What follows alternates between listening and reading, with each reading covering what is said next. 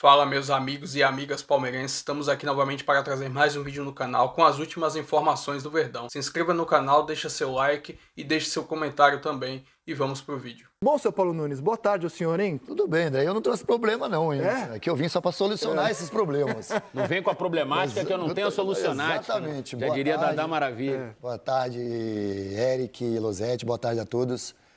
Eu estava observando o que o Losete estava dizendo e eu vim com isso na minha mente. Primeiro, estou com você. Para mim, o Corinthians foi campeão merecidamente. Fez a melhor campanha, classificou tranquilo nas suas fases.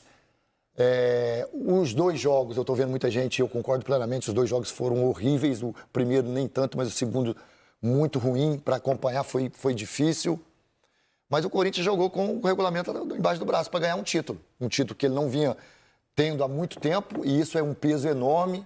Eu fui jogador, eu sei como isso faz na mente do jogador, na importância que se dá a um título como esse, independentemente se teve desempenho, se não teve desempenho. Os jogadores lá dentro não pensam nesse momento nisso, mas me diz muito mais sobre o Palmeiras. E aí me preocupa. Porque o Palmeiras já classificou no fundo, quase no fundo do poço, né, na última rodada, não vinha fazendo uma boa competição. Depois o Palmeiras me passa pelo São Paulo. Não é culpa do Palmeiras, mas com o erro de um lance contra o São Paulo dentro de casa. Não jogando bem. Eu não vi o Palmeiras, a não ser alguns jogos em que esses jogos não eram jogos tão importantes, fazendo não um grande jogo, mas uma boa partida. Em jogos grandes, muitos... Primeiro, o time não jogava bem e muitos jogadores deixaram muito a desejar em jogos grandes. Muitos. E a gente vai falar que eu vou falar de alguns. E então isso me preocupa, porque me preocupa o Abel. Eu estou com você, o Abel, eu acho que ele está passando do ponto. Eu acho que ele está exagerando. E exagerando em momentos que não pode exagerar, porque o atleta sente sim o que está acontecendo lá fora. No momento do pênalti do Veiga, eu não estou lá para bater o pênalti, mas o cara tem que estar tranquilo, tem que estar ligado, e é muita confusão, é muito problema, o cara não se concentra direito. Então, são muitas coisas que a direção, que o comando do Palmeiras e que os jogadores têm que se preocupar para essa temporada. Porque diz muito, a gente está falando do Corinthians, a gente falou muito que o Corinthians não tinha o sistema defensivo forte.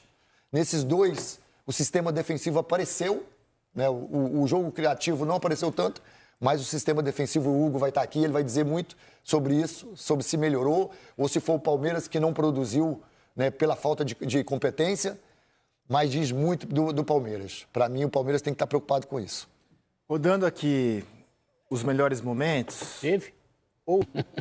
Do jogo de ontem, foi consenso aqui que o Corinthians adotou uma tática do não futebol.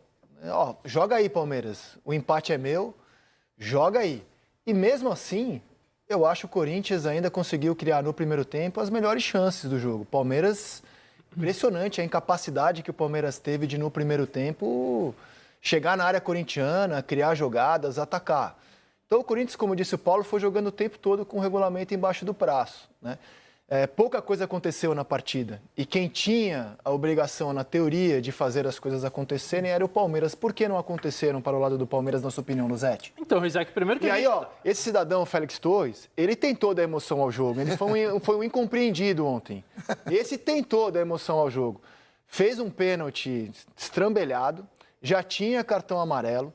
É uma clara falta, no meu entendimento, de segundo cartão amarelo, o que levou o Abel Ferreira à loucura, querendo, além da marcação do pênalti, a justa expulsão do jogador. Mas, ao pronunciar as palavras roubo, vergonha e perder completamente a linha, e assim, não tinha nenhum efeito prático, porque o VAR não ia chamar, era um lance de segundo cartão amarelo. A única coisa que ele poderia causar ali era confusão, postergar a cobrança de pênalti, tirar tempo do time que tinha pressa para jogar, fazer gol e jogar, e acabou expulso, deixando o time dele na mão, sem comando na casa do inimigo. E depois de muitos minutos, quando finalmente o Veiga consegue bater o pênalti, o Hugo Souza pega a segunda cobrança que ele defende já contra o Palmeiras nesse ano, a outra fora do Estevão. E aí o Corinthians, a partir daí, parece que decide que não vai mais ter jogo. O Corinthians e sua torcida decidem que a partir dali não teria mais jogo, Losete. Então, vamos lá. Primeiro falar do jogo, né, da bola, depois a gente vai falar do Abel. E aí o Félix Torres querendo dar emoção ao jogo, né, só para retornar. Não, você não vai. O Félix Torres não deixa nem eu comentar, pô. Ser incompreendido, né? O jogo estava muito chato, ele queria dar emoção ao jogo. Também, é isso? Aí ele vai, tá bom, você não me expulsou na outra, agora quero ver se ele não me expulsar. E aí o juiz finalmente expulsa o Félix Torres. Diga, Losetti. Vamos lá. Eu não acho que o Corinthians tenha adotado uma tática de não futebol desde o início do jogo. Acho que depois do pênalti com um jogador a menos, sim, embora tenha tido essa chance. Na verdade, a gente viu um VT generoso em relação a melhores momentos, porque grandes chances de gol, a gente teve essa e o pênalti batido pelo Rafael Veiga e mais nada aconteceu. Tem a bola na trave do Garro, mas, assim, claro que ela poderia ter entrado, mas não é uma jogada claríssima de gol, de chance de gol. O Corinthians, eu acho que reconheceu a superioridade do Palmeiras enquanto projeto. Time montado, organização, time vencedor, que chega nas finais e conquista o resultado, brigava pelo tetracampeonato seguido. E nos 2 jogos adotou estratégias para neutralizar os pontos fortes do Palmeiras de maneiras diferentes. Dessa vez com o seu losango, o esquema mais tradicional desde o ano passado. E o Palmeiras tentou algumas coisas diferentes, né? A gente vê, normalmente no Palmeiras, o lateral direito mais preso à saída de bola e o lateral esquerdo, o Piquerez, muito solto. Ontem, no primeiro tempo, a gente viu o Piquerez fazendo muito mais a saída e o Mike com liberdade de ser ele o ponta direita para que o Estevão pudesse ser mais um jogador por dentro. Qual eu acho que era a aposta do Abel? O Estevão não se deu bem no mano a mano com o Anrileri no primeiro jogo. O argentino se deu super bem ali. Então ele vai tentar fixar o lateral do Palmeiras com o Mike passando o tempo todo, traz o Estevão para tentar aproveitar um buraco que às vezes surge no meio do Corinthians com o Martínez e o Carrilho tendo que marcar muito abertos os jogadores que atuam pelo lado. Não funcionou, talvez pela falta de hábito do Estevão de jogar mais fixo por dentro. Você vê que ele trocava de posição várias vezes com o Mike, mas muito mais por dentro do que de costume. Não funcionou.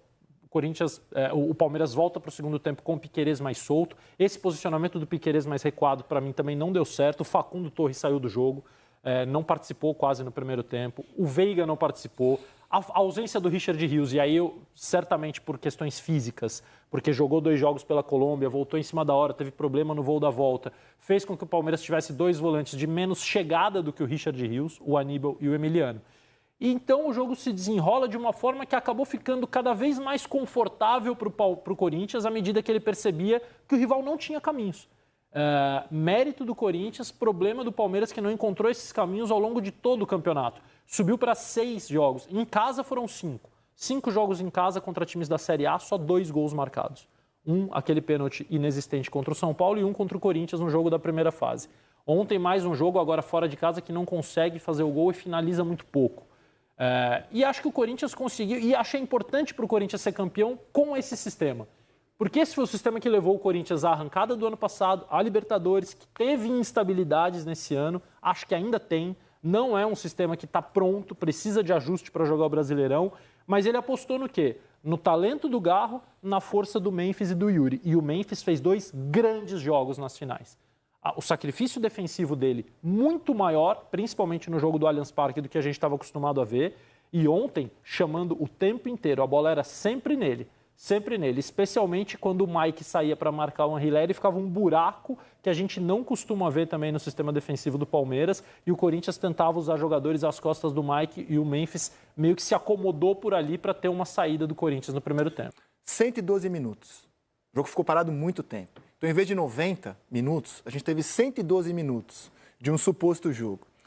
Bola rolando, 48 minutos. Bola parada, 64 minutos. Não dá para dizer que foi um bom espetáculo diante desses números. Eu não acho normal, não acho que tenha que ser assim, não acho que as finais tenham que ser assim. Claro que finais são jogos carregados de tensão, de cautela, que os times se protegem mais, se defendem mais, que um gol sofrido tem um efeito muito mais devastador do que um jogo de meio de tabela. Isso é uma coisa. Agora, depois a gente fica avaliando o árbitro. Eu estava pensando no árbitro durante o jogo. A quantidade de vezes que tentam enganar o árbitro, simular, se jogar em lances que não são falta, que não são pênalti. O Vitor Roque 2 ou 3 vezes no primeiro tempo fez isso, para dar um exemplo. Vários e vários jogadores fazem isso em todos os jogos, de todos os times, com todos os árbitros. Eles passam o tempo inteiro lutando contra 22 caras que estão tentando enganar eles o jogo todo. E aí, quando interessa especialmente para um time que o tempo não ande, esse time, assim, e cada vez mais ele usa todos os recursos possíveis. Ontem, inclusive, com a ajuda de alguns torcedores que atiraram rojões dentro do gramado. O jogo, aliás, pela regra, não deveria ter sido reiniciado, porque tinha muito sinalizador aceso. A sensação que eu fiquei é que o árbitro olhou, e aí não sou eu que estou dizendo, é a regra. Né?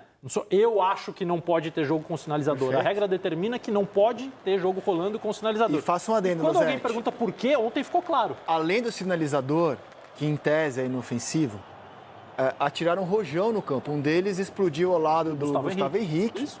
Então, assim, o motivo dos sinalizadores também é esse. Você não consegue enxergar o que está acontecendo no campo. Eu acho lindo o sinalizador, tá? É bonito. Lindíssimo. Eu vi fotos hoje maravilhosas. É bonito. Só que, quando o jogo fica parado e acontece esse tipo de coisa, cara, isso é ruim, cara. Eu acho que o Corinthians vai ser punido. Com certeza. E deve ser. E aí eu só não sei se essa punição ela se estende para o Campeonato Brasileiro, para a Copa do Brasil, né? Eu não sei como é que funciona. Contribuiu para que ele não se tornasse também o treinador com o maior número de troféus. Alguém duvida que o comportamento dele prejudicou o próprio time ontem?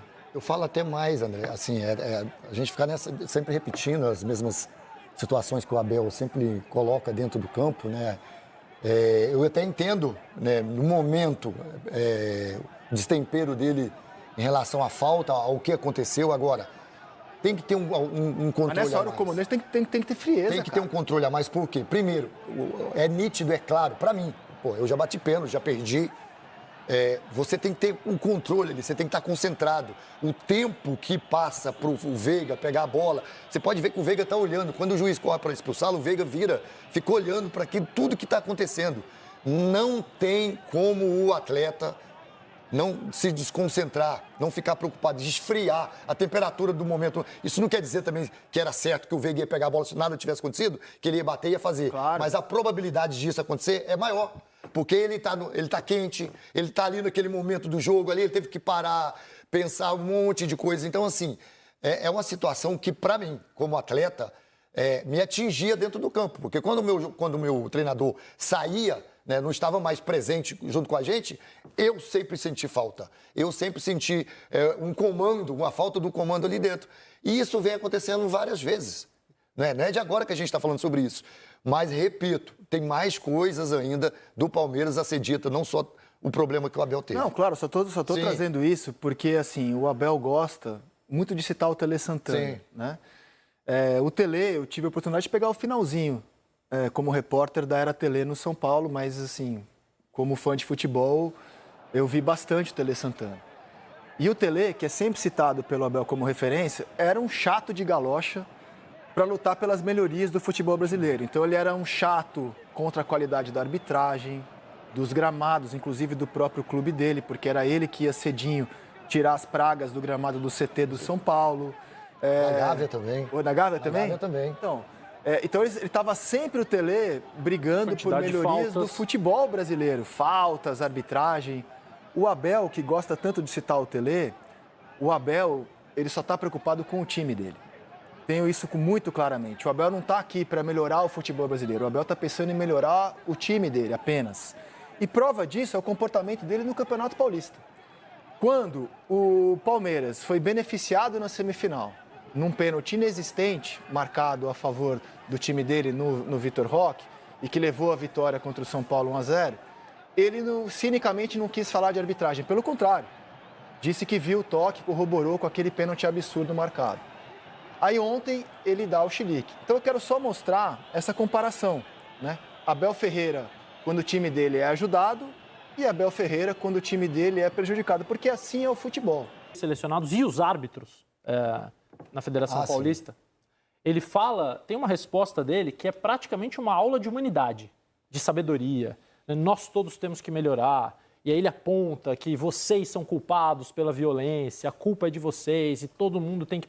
Então ele demonstra uma preocupação com comportamento, com atitude, com gesto, que simplesmente parece que ele esquece, ou parece que é outra pessoa, quando ele está ali na beira do gramado e com razão na reclamação, porque o Félix tinha que ter sido expulso, mas a forma como ele fala com as pessoas, como ele gesticula, como ele intimida, como ele esbraveja, os termos que ele usa, não são adequados para alguém que vai numa entrevista dizer que todos nós temos que melhorar, que aponta culpados pela violência. Então, assim, quando você se distancia muito nas suas atitudes, das suas palavras, você perde credibilidade. Infelizmente, né? Porque acho ainda um personagem muito relevante e muito importante no futebol brasileiro. Um dos protagonistas do futebol brasileiro. Insisto, ele é o maior treinador da história do Palmeiras. Então, ele é o maior e melhor não treinador da deveria história e do não Palmeiras. poderia perder essa credibilidade. Porque o grande tema que se deveria falar é que o Palmeiras fez um campeonato paulista pobre. Pobre de desempenho, pobre de repertório, pobre de ideias, de soluções. Eu acho que o time vai melhorar ao longo da temporada. Até porque tem jogadores ainda para entrar. Né? E porque eu confio plenamente que ele e a comissão vão ser capazes de fazer isso. Até aqui, a gente vai ficar com essa imagem, que é horrível, né? E vamos para mais informações do Verdão. Como já está definido o grupo do Palmeiras na Copa Libertadores, vou trazer algumas informações desses adversários. E vamos pegar o Bolívia lá na altitude, né? Não tem jeito. Infelizmente caiu no nosso grupo no sorteio, mas agora vai ter que ir, né? Mas é um velho conhecido do Palmeiras. Na temporada de 2023, o Palmeiras enfrentou a equipe lá e perdeu até pelo placar de 3-1. No histórico dos confrontos, foram 6 jogos. 4 vitórias do Palmeiras contra 2 do Bolívar. Essas 2 lá na altitude. Já o outro confronto será com o Sporting Cristal, né? O Sporting Cristal enfrentou o Palmeiras somente 3 vezes na Libertadores, uma em 1962 e as 2 últimas na Libertadores de 2013. Na época que a gente tinha ganhado a Copa do Brasil em 2012, no ano seguinte a gente disputou a Libertadores. Nesses 3 confrontos foram 2 vitórias do Palmeiras e somente uma vitória do Sporting Cristal. E o último confronto do grupo é contra o Cerro Porteño, um velho conhecido do Palmeiras na história da Libertadores. Em confrontos de Libertadores são 14 disputas, onde o Palmeiras venceu 8, 4 empates e 2 derrotas para o Cerro. Além disso, o Palmeiras enfrentou a última vez o Cerro Porteño na campanha da Libertadores de 2023, onde venceu os 2 confrontos, tanto no Allianz Parque como lá no Paraguai. Além disso, ainda tem esse detalhe, né? Esse envolvimento do caso Luigi, como vai ser o clima, tanto aqui no Brasil, como também quando o Palmeiras for visitar o Cerro Porteño lá no Paraguai. E aqui nessa imagem está a tabela, a ordem dos jogos do Palmeiras na Copa Libertadores. Estreia contra o Sporting Cristal lá no Peru, depois o Cerro Porteño no Allianz Parque, jogo contra o Bolívar lá na altitude, Cerro Porteño lá no Paraguai e os 2 últimos jogos da fase de grupos no Allianz Parque. Enfim, deixa seu comentário, se inscreva no canal, deixa seu like também e até o próximo vídeo. Valeu!